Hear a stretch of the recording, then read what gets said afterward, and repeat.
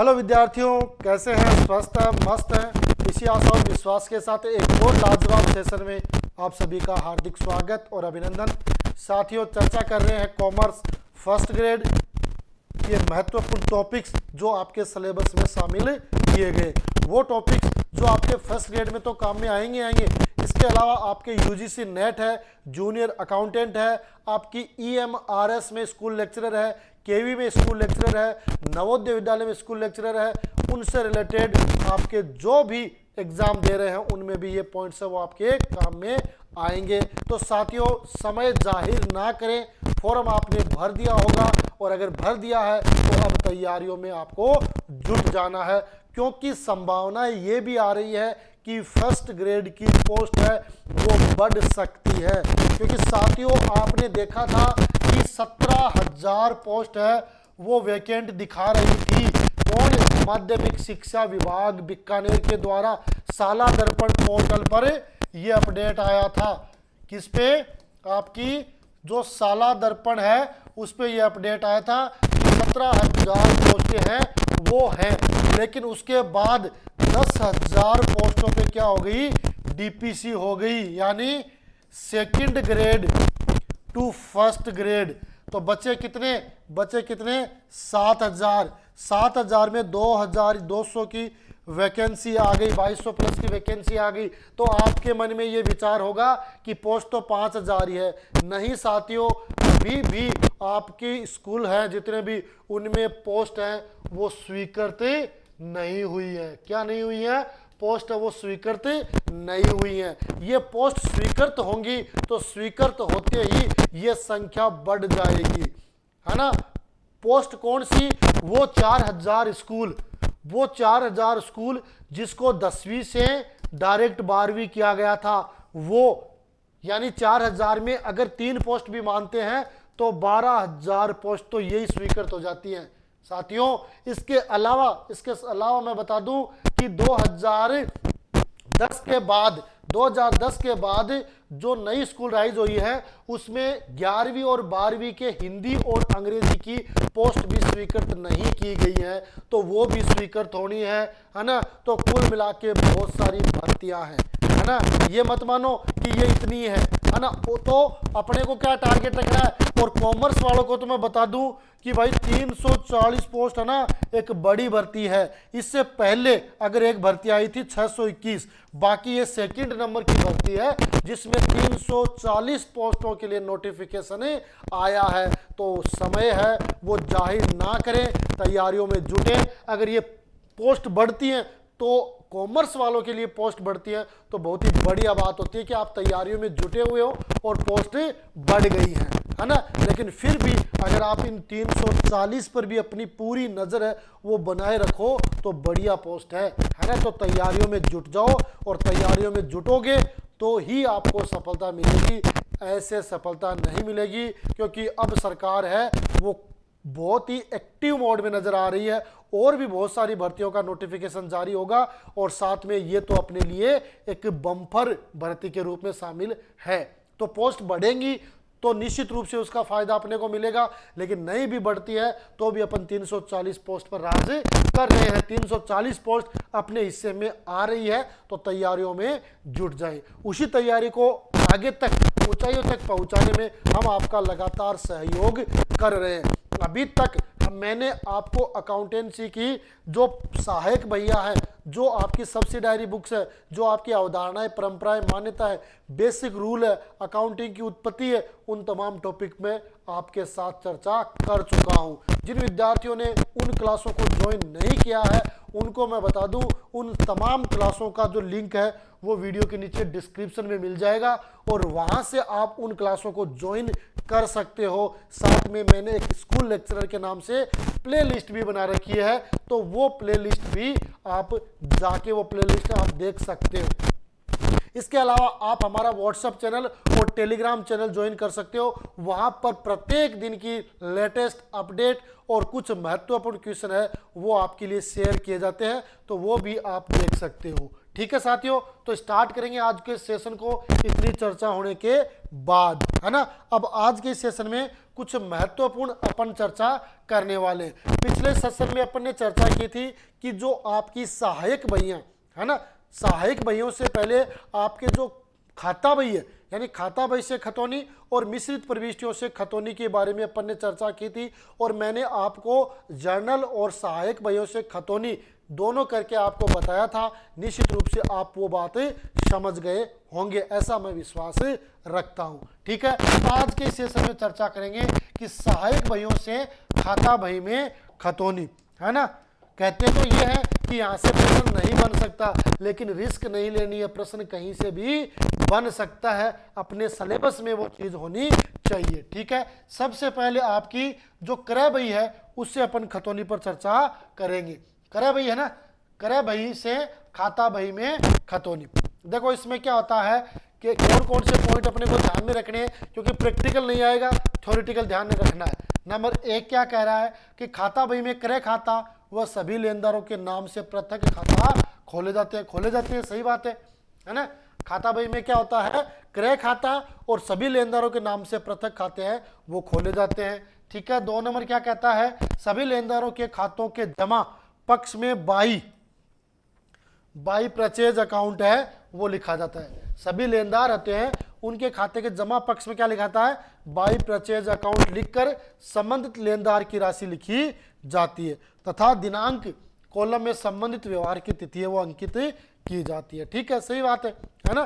तो ये चीज है वो उसमें लिखी जाती है। ठीक है, 3 नंबर पॉइंट क्या कह रहा है कि माह के अंत में क्रय बही के योग को क्रय खाते के नाम पक्ष, है ना, क्रय खाते के नाम पक्ष में to sundries as per purchase book लिखकर खतौनी की जाती है। ये ध्यान रखना कि माह के अंत में जो आपका क्रय बही का योग होता है ना, क्रय बही का योग को क्रय खाते में यानी परचेज अकाउंट में नाम पक्ष में to sundries as per purchase book लिखकर खतौनी की जाती है और दिनांक कॉलम में माह की अंतिम तिथि लिखी जाती है। जो डेट कॉलम होता है उसमें महीने की अंतिम तिथि है वो अंकित की जाती है। ठीक है, तो ये क्रय बही से खाता बही में खतौनी हो जाती है।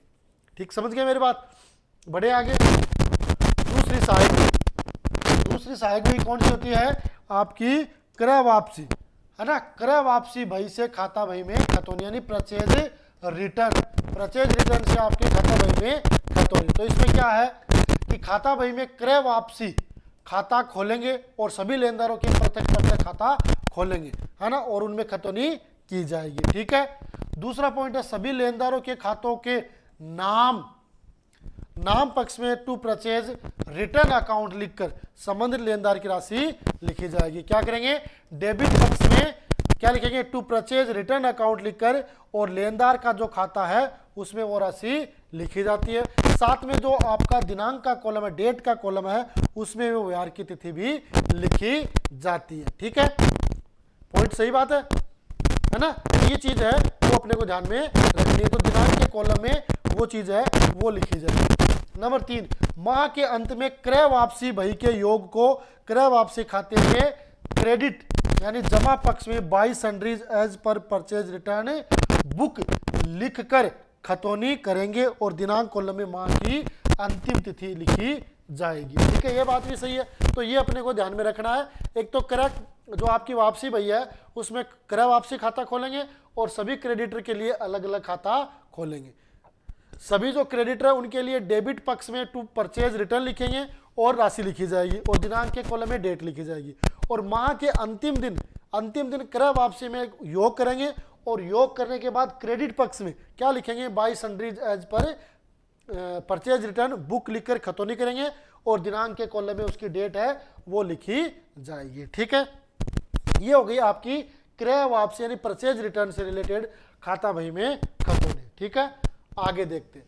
आगे पहुंच आ रहा आपका विक्रय वापसी यानी विक्रय सेल्स रिटर्न नहीं सॉरी सेल्स है, सेल्स बुक यानी विक्रय बही से खाता बही में खतौनी, यानी आपकी जो सेल्स बुक होती है उससे किस तरीके से आपको खतौनी करनी है। देखो इसमें क्या है कि खाता बही में विक्रय खाता सभी लेनदारों के नाम से पृथक खाते, है ना, एक तो विक्रय खाता खोला जाएगा खाता बही में, और साथ में जो लेनदार है उनके नाम से पृथक पृथक खाते, साथ में वेट का अकाउंट, आपके व्यय के खाते या दान के खाते हैं वो इसमें खोले जाते हैं। ठीक है, सभी देनदारों के खातों के नाम, है ना, नाम पक्ष में to sales account, to VAT account, to expenses account और टू डोनेशन अकाउंट लिखकर संबंधित खाते की राशि लिखी जाती है, और दिनांक कॉलम में संबंधित व्यवहार की तिथि है वो लिखी जाती है। डेट के कॉलम में वो डेट लिख देंगे, और लास्ट में महीने के अंतिम दिन विक्रय खाते, वेट खाते, व्यय खाते और दान खाते के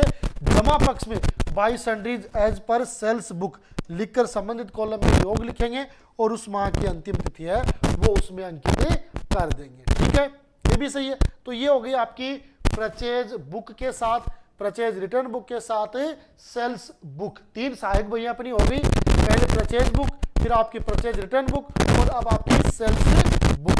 इसका आपकी खतौनी इस तरीके से होगी। परीक्षा में मेरे को ऐसा नहीं लगता कि बहुत बड़ा क्वेश्चन आ जाए, पर फिर भी अपने को सावधानी रखनी है। हो सकता है छोटा मोटा क्वेश्चन यहाँ से पूछ लिया जाता है किसी भी तरीके से घुमा के, तो अपन अगर तैयार रहेंगे तो निश्चित रूप से उसका जवाब अपन दे पाएंगे। ठीक है, हो गई विक्रय बही से, समझे मेरी बात? बढ़ो आगे, है ना।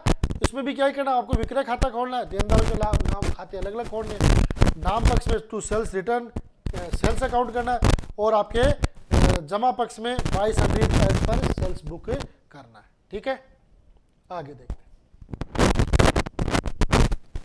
अगला आता है विक्रय वापसी बही से खाता बही में खतौनी, यानी ये आपकी कौन सी है, सेल्स रिटर्न बुक। जो सेल्स रिटर्न में कौन सा आता है, जो माल आपने बेचा था और वो किसी भी कारण से वापस आपको प्राप्त होता है तो वो आपका सेल्स रिटर्न माना जाएगा। इसमें भी वही सिस्टम है कि खाता बही में विक्रय वापसी खाता खोलेंगे। ठीक है, कोई भी बही हो सबसे पहले उसका खाता तो खोलना ही है, तो विक्रय वापसी तो विक्रय वापसी का खाता खोलेंगे।